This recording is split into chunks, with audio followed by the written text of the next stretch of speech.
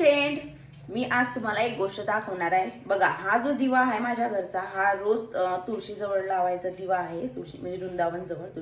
तर या दिव्याला झालं बघा काय, इथे ना मला सांगायचं आहे तुम्हाला, कारण या वरती मला आज व्हिडिओ बनवायचा होता। कारण हा जो पितळचा दिवा आहे हा पूर्ण माझा काळा झालेला होता। आता घासून सुद्धा हा निघणार नव्हता, कारण खूप काळा झाला ना, तेलकट जे घासल्यानं निघत नाही।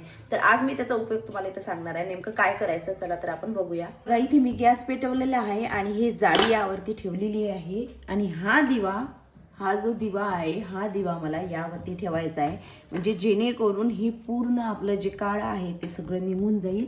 आणि नंतर कसा दिवा बनेल ते पण तुम्हाला सांगतेच आणि माहीत पडेल। दिवा तर गॅसवरती ठेवलेला आहे, पण हळूहळू त्याने पेट सुद्धा पकडलेला आहे।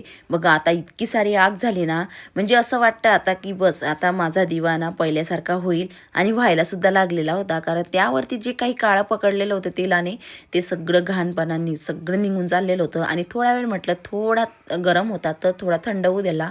त्यानंतर बघितलं तर यावरती थोडंसं काळं राहिलेलं होतं, म्हणून थोडा स्क्रब करून घेतला, म्हणजे घासलं की थोडं बरं वाटेल। पण तरी म्हटलं चला आणखीन थोडं पितांबरीनं घासूया, म्हणजे थोडंसं चमकसुद्धा येईल। घासल्यावरती छान झालेला होता, पण चमकसुद्धा मारायचा होता, म्हणून मग मी पुन्हा घासायला घेतला पितांबरीने। आणि माझा दिवा बघा पहिल्यासारखा असा नवीन आणि कोरा झालेला होता। आहे की नाही आयडिया एकदम छान। तुम्ही सुद्धा तुमच्या घरचे पितळचे दिवे असे झाले असेल किंवा मातीचे दिवे असे झाले तर कशी आयडिया करू शकाल।